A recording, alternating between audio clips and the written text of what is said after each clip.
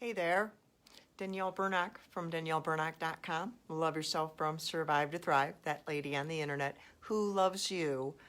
And I want to ask you if this is going to be your first holiday season without someone you love. That can be really, really hard. Not can be, it just is. I shouldn't say can be. I have been through this a number of times. It can be agonizing if you don't get the support and the help that you need, and you're not alone, and there are things that can be helpful in addition to crying, which that is something that's a part of the process when you've lost someone. But we're heading into the holidays here, and people have all their stuff they do all the time, and we can feel like, I just can't.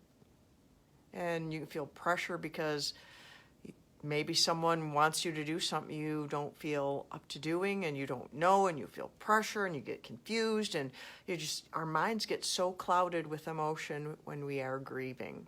So I wanted to give you 5 things that can help you go through this holiday season a little bit easier. It won't be easy. I'm not kidding. I'm not pretending it's going to be easy. It will not be easy. But if you have tools to help, and surround yourself with people who love you, get the support you need, then you can make it through. You will make it through. I love you. I'm here for you too. Reach out to me. I can pray for you, encourage you, however far away from you I might be, because I do love you. But 5 things you can do to help yourself through this holiday season. The first thing is to accept the truth that this holiday season will be different. If you try and get into making it the same as usual, you will frustrate yourself and you will have more meltdowns. That will just happen because this holiday season will not be the same. You could do all the same things you've always done and it will not be the same. So you need to accept the truth that it's not the same and then move into the next thing, which is to validate your grief, because grief screams. Don't try and drown it out. Don't try and work it out, be so busy so you don't feel it. You need to let yourself have those feelings. Those feelings belong to you. You have a right to those feelings because you lost someone you love. And there's a quote out there about how grief is the last gift we can have for having loved someone. And so validate that you are hurting. Let yourself own that pain. And then the third thing to do is to take care of yourself. Be kind to yourself. Take a nap when you need to. Say no when you need to say no, because it's not business as usual. It will not be the same, and you need to take care of yourself. You need to be kind to yourself, because this is going to be like no other holiday season you have ever been through. So you need to take care of yourself, because you're not yourself either, because you're not the same person. You lost a piece of yourself.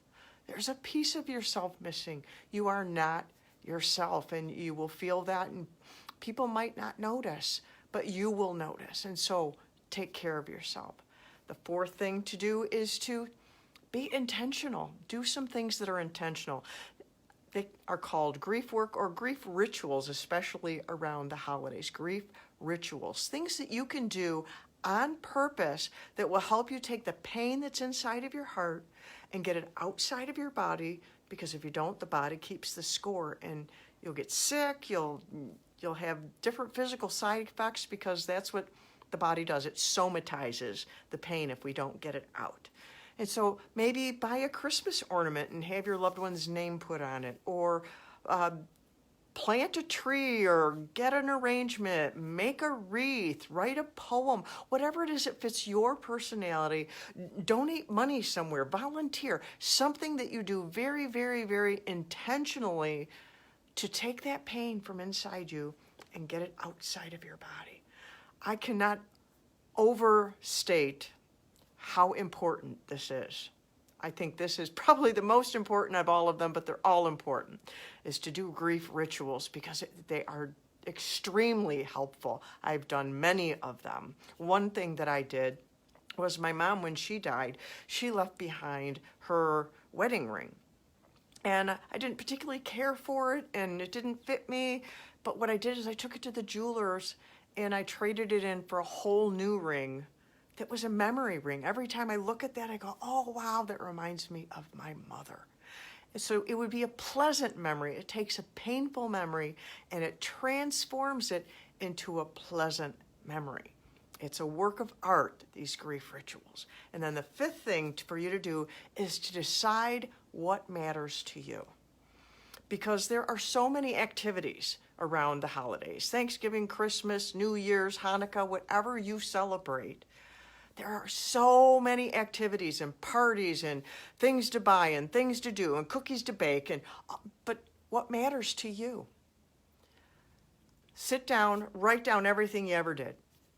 Just brain dump it onto paper. And then draw a line through all the things that you don't care about right now.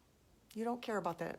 But then you find something on that list, you go, oh yeah, I need to do that. Make that a priority. And then arrange your holiday season around those things that matter to you, and say no to the things that don't matter to you, and say yes to the things that do matter to you. And go through this holiday season with intention, very, very much on purpose.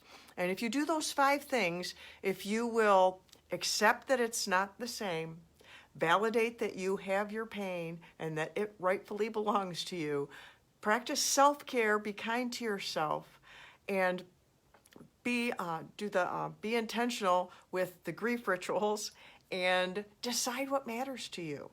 Those 5 things will serve you well. And I created something new this year that maybe this would be something that would matter to you, that would help you. It's my Holiday Emotional Health Journal. And it just has, 1, 2, 3, 4, 5 questions in here every day to just help you. How do I feel? Something good from yesterday. Today I want to do this. How will I care for myself today? And something I'm looking forward to. These will help lift you out of going into just being consumed with grief by just paying attention to how you feel. And so I have the link there for you. If that serves you, then grab one for yourself. It's free. And if not, then don't. Because I love you and I care about you going through this holiday season and taking care of your heart. And so until next time, I love you.